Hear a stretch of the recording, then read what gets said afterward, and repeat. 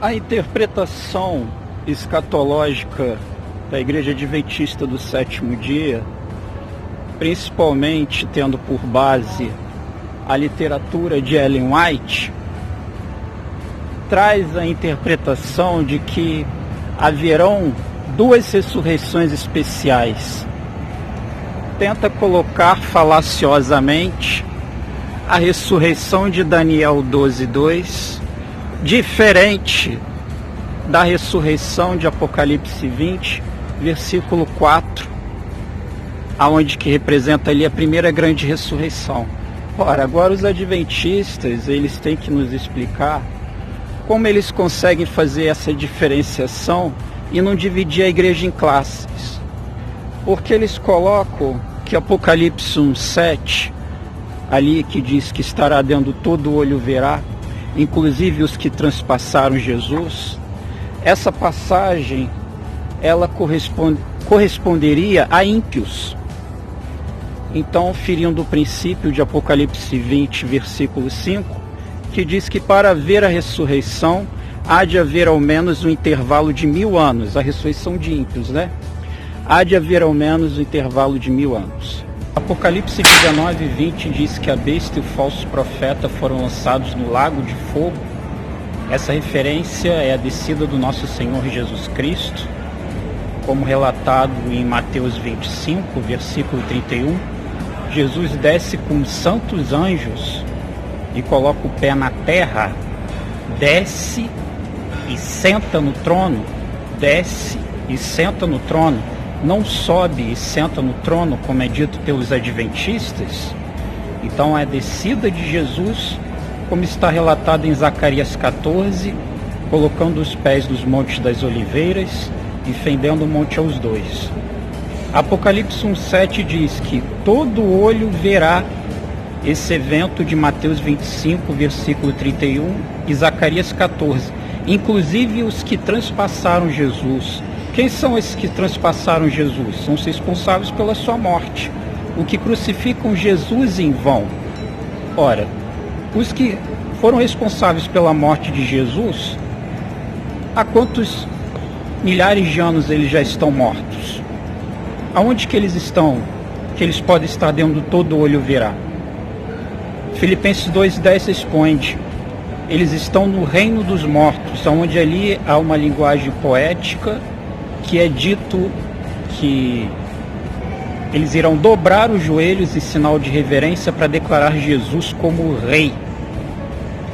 Indo completamente de acordo com o texto de Apocalipse 1:7, onde que diz que inclusive os ímpios, que quem crucificou Jesus era ímpio, estará dentro do todo olho verá, respeitando assim o princípio de Apocalipse 20, versículos 4 a 5, e Daniel 12:2, aonde que diz que haverá ao menos um intervalo de 1000 anos entre a primeira e a segunda ressurreição. A primeira ressurreição dos justos e a segunda ressurreição dos injustos, os que não têm fé.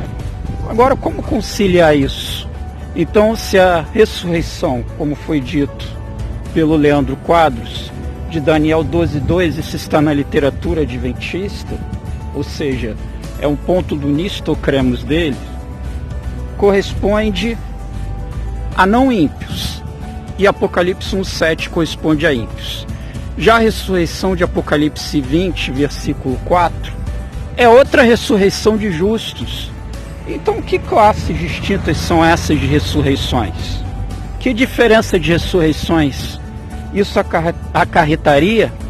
Então, o que a Igreja Adventista está dizendo, se você for observar, a literatura deles aponta que pessoas guardadoras do domingo, mas que aceitaram a mensagem do terceiro anjo, irão ressuscitar ali em Daniel 12:2.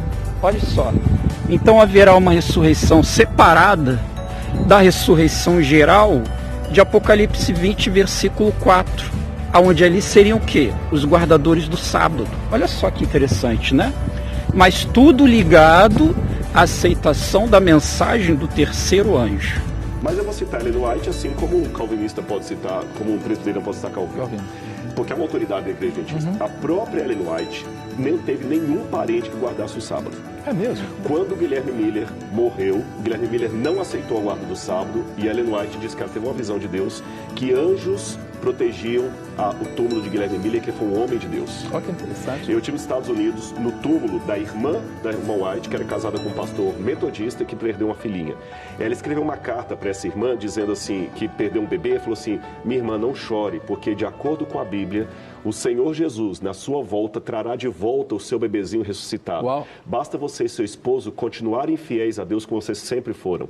E ela estava falando de parentes dela que guardavam o domingo. Uau. Tá bem? Então, eu guardo o sábado porque eu cheguei nessa conclusão na Bíblia. Então, respondendo ao irmão... É Jean de Aracaju. Jean de Aracaju. Jean, eu, Rodrigo, particularmente, acredito que é o sábado que deve ser guardado. Mas também acredito que os meus irmãos aqui, que guardam o domingo, são tão fiéis a Deus, na luz, na compreensão que eles têm, como eu. Então, nós temos uma discordância, eles acham que é o domingo, eu acho que é o sábado, alguns acham que não é dia nenhum, mas uma coisa eu digo, quem guarda o sábado, para o Senhor o guarda. Quem não guarda, para o Senhor o guarda. O meu papel aqui é falar da minha convicção, respeitando a espiritualidade do meu irmão, que é tão sincero a Deus como eu. Opa! E o céu que eu acredito, não vai ter um bairro só para adventista, não. É verdade. Vai ter para todo. Era bom vocês cobrarem dos seus pastores o que representa essa diferença nas ressurreições. Por que que um grupo de salvo tem que ressuscitar em Daniel 12:2 e o grupo geral, né, correspondente à amplitude dos salvos, 1 Tessalonicenses 4:16 e 17, corresponderia a Apocalipse 20, versículo 4. Isso sem abordar a questão de ser ferido o princípio de que a ressurreição dos ímpios estaria acontecendo também antes do milênio. Então, não tem como os adventistas explicarem isso, porque isso foi um erro claro, estabelecido por camponeses do século XIX, que não sabiam interpretar a Bíblia porque o Espírito Santo não estava com eles. Então ali era um grupo à parte, um grupo de dissidentes do meio protestante, e aí eles se colocaram em condições de engano e de erro, como é narrado pelo apóstolo Pedro em 2 Pedro 2:1.